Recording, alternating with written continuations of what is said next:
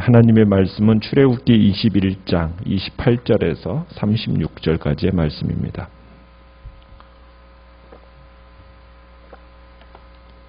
출애굽기 21장 28절에서 36절입니다. 교독하겠습니다. 소가 남자나 여자를 받아서 죽이면 그 소는 반드시 돌로 쳐서 죽일 것이요 그 고기는 먹지 말 것이며 임자는 형벌을 면하려니와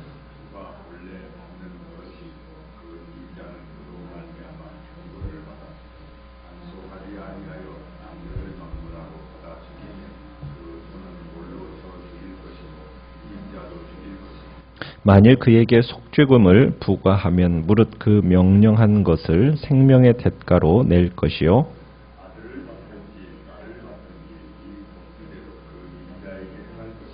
소가 만일 남종이나 여종을 받으면 소 임자가 은 30세겔을 그의 상전에게 줄 것이요 소는 돌로 쳐서 죽일지니라.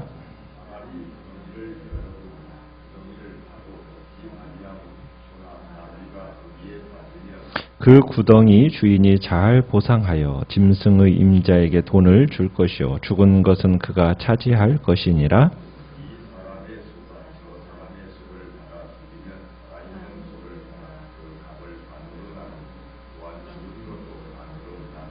같이 읽습니다. 그 소가 본래 받는 버릇이 있는 줄을 알고도 그 임자가 단속하지 아니하였으면 그는 소로 소를 갚을 것이요 죽은 것은 그가 차지할지니라. 아멘.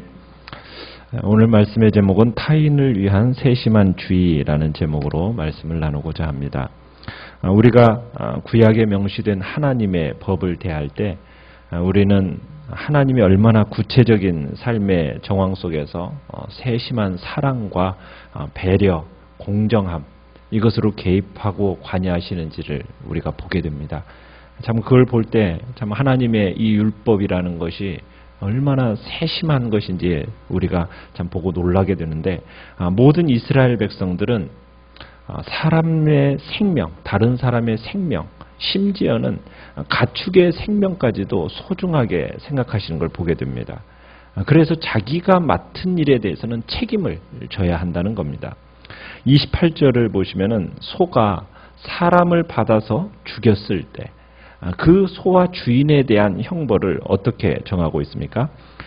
사람을 해한 적이 전혀 없는 짐승이라면 그 짐승이 사람을 해했을 때 그 짐승은 돌로 쳐서 죽여야 한다. 그리고 사람들은 그 살코기를 먹어서는 안 된다는 겁니다. 짐승을 죽여야 하는 이유, 그 짐승을 죽여야 하는 이유는 뭐겠습니까? 짐승이 사람을 죽임으로써 창조의 질서를 파괴했기 때문입니다. 사람을 받아 죽게 한 소, 단순히 살인한 것이 아니라 창조주 하나님의 그 정하신 질서에 대한 반역이라는 겁니다. 그렇기 때문에 이 같은 방식으로 처형해야 된다는 거예요. 또한 사람들이 인간을 죽인 짐승을 죽이는 것은 어떻게 보면은 자신들을 보호하기 위한 자연스러운 결정이기도 합니다. 이 짐승을 살려두면은 매우 위험하다는 거예요. 재발 방지 차원에서라도 죽여야 한다는 겁니다. 그리고서 죽였다고 해서 끝나는 것이 아니라 죽은 자에 대해서도 30절에 보면은 무엇을 부과합니까? 속죄금을 부과합니다. 죽은 자의 생명에 해당되는 속죄금을 내야 하고 사람을 죽인 그 소는 심판하고 죽은 생명에 대해서는 금전적인 보상을 해야 하는 겁니다. 29절에 보면은 그 소의 이제 짐승이 사람을 공격하는 성향이 있는 겁니다. 본래 받는 버릇이 있어요. 그래서 주변 사람들이 경고도 했습니다. 그런데 그 주인이 적절한 조치를 취하지 않았어요. 그랬다가 사람을 해했어요. 그럴 경우에 짐승뿐만 아니라 누구도요? 그 주인도 사형에 처해져야 한다. 왜 이렇게 그 소의 주인에게까지 이런 엄한 형벌을 내리는 걸까? 이유는 무엇일까요? 이 법규를 통해서 강조하는 바가 있습니다. 이것은 고의적인 살인으로 본다는 거예요. 평소에 사람을 잘 받는 소를 풀어놨다라는 것은 누군가 이 소에 치여 죽으라는 의도가 그 속에 있다라고 보는 겁니다. 그러니까 하나님은 고의로 사람을 죽이는 것은 직접 살인이든 간접 살인이든 절대로 용서하지 않으시겠다. 왜? 하나님은 사람의 생명에 대해서 너무나도 소중하게 생각하시기 때문입니다. 그래서 우리는 함부로 다른 사람이 밉더라도 어떤 사람의 죽음을 의도적으로 생각해서는 절대로 안 되는 겁니다. 저 사람은 죽었으면 좋겠다. 저 사람은 왜 사는지, 저 인간은 왜 사는지 모르겠다. 이런 것 자체, 말과 그런 생각 자체도 하나님 앞에서는 어떻게 보면은 큰 죄가 된다는 겁니다. 아무리 밉고 싫어도 하나님 앞에는 다 창조함을 받은 피조물임을 우리는 생각을 해야 되고, 그래서 다른 사람의 멸망에 대해서 기뻐해서는 안 되고, 은근히 그 사람의 죽음을 기다린다라는 것은 하나님 앞에서 용납되지 못할 커다란 죄라는 것을 우리는 기억해야 됩니다. 33절로 가보면은 어떤 사람이 구덩이를 팠다가 처리를 잘못해서 다른 사람의 짐승이 빠져 죽은 경우를 보게 됩니다. 그러면 그 구덩이를 판 사람은 죽은 짐승의 주인에게 짐승의 값을 어떻게 하라고요? 보상해 주라고 얘기합니다.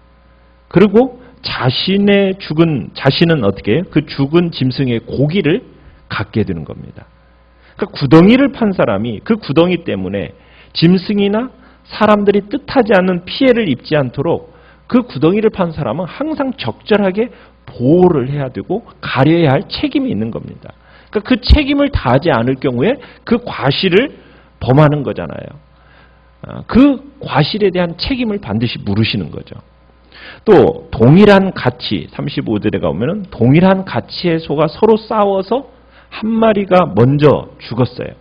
그럴 때 그 두 소의 주인들은 산 소와 죽은 소의 가치를 2등분해서 서로 나누어 가지라고 합니다. 그런데 그 소가 과거에도 다른 소를 들이받은 적이 있어요. 그러면은 어떻게 합니까? 소 주인은 죽은 소의 주인에게 살아있는 소의 값을 지불해야 합니다. 그리고 자신은 죽은 소를 갖게 되는 거예요. 여기서도 얘기되는 것은 태만에서 비롯된 사고, 용납하지 않으시겠다라는 취지의 규정입니다. 비록 사람이 부리는 짐승의 행동을 항상 우리가 정확하게 예측할 수는 없어요. 그런데 어느 정도는 짐작할 수 있기 때문에 짐승을 소유한 사람은 모든 상황에 적절한 대책을 세워서 대비해야 된다는 거예요. 우리가 이렇게 하나님의 법을 보면은 하나님께서 이 법을 정하시는 이런 이 깊은 내면에 있는 의도성을 보면 그 공동체에 대한 사랑과 배려를 항상 그 법에는 항상 집어넣고 있습니다. 그래서 그 사랑과 배려를 잊어버린 것에 대해서는 책임을 물으시는 거예요. 자기 자신이 직접적인 어떤 의도한 바는 없다 할지라도 평소에 충분한 주의를 기울였더라면 이런 일이 생기지 않았을 거라는 거죠. 사람을 죽게 하거나 다치게 하는 일이 없는 그런 일이 있을 건데 충분하게 주의하지 않은 결과로 생겨지는 그 일에 대해서는 하나님이 반드시 책임을 물으시는 겁니다. 그러니까 사람들은 보통 자기 일이 아니면은 관심이 없어요. 보통이 그렇잖아요. 남이야 다치든 남이야 죽든 그 당사자가 자신이 아니면 책임을 지려고 하지 않는 것이 사람의 성향입니다. 그러나 하나님은 모든 사람에게 자기가 맡은 일에 대해서는 그 선량한 관리자로서의 책임을 부과하고 계시는 거예요. 그래서 일단 사람은 자기가 맡은 부분에 대해서는 어떻게 해야 되는 겁니까? 일어날 수 있는 사고에 대해서 철저하게 미리 대비를 해야 된다는 거예요. 이게 이제 무엇에서 나오는 겁니까? 다른 사람의 생명을 사랑하면서 나오는 배려거든요. 그러니까 그 배려를 하나님은 우리에게 요구하시는 거예요. 그리고 그 책임을 진 사람은 그 책임자로서 부지런해야 된다는 거예요. 그래서 하나님은 우리에게 모든 사람의 책임을 맡겨주셨을 때 그 자신에게 맡겨진 그 책임자로서 충성을 요구하시는 겁니다. 자기가 맡은 일에 대해서 다른 사람들이 사고를 당하거나 불의의 피해를 입지 않도록 미리 예방해야 할 책임을 우리에게 부과하고 계시는 겁니다. 맡은 사람이 실제로 사고가 생기지 않더라도 사고가 일어날 수 있는 그 가능성을 미리 생각하고 대비해야 된다. 어떻게 보면은 주께서 그런 율법적으로까지 이런 부분들을 세심하게 우리에게 말씀하고 계시는 거예요. 어떻게 구체적인 삶의 정황까지 다 구체적으로 얘기하시는 것은 하나님께서 세심한 사랑과 그러면서도 그 공정함을 개입하고 계신 것을 보게 되는 겁니다. 우리 주위에 보면은 얼마나 참 사고로 인해서 목숨을 잃거나 심하게 다쳐서 장애를 입은 사람들이 많이 생깁니까? 근데 그 사고라는 것을 내막을 깊숙이 들어가 보면 다 뭐가 있어요? 사람이 서로 조심하고 주의했더라면 막을 수 있었다라고. 다 얘기하잖아요. 천재가 아니라 대부분은 다 인재라고. 그죠?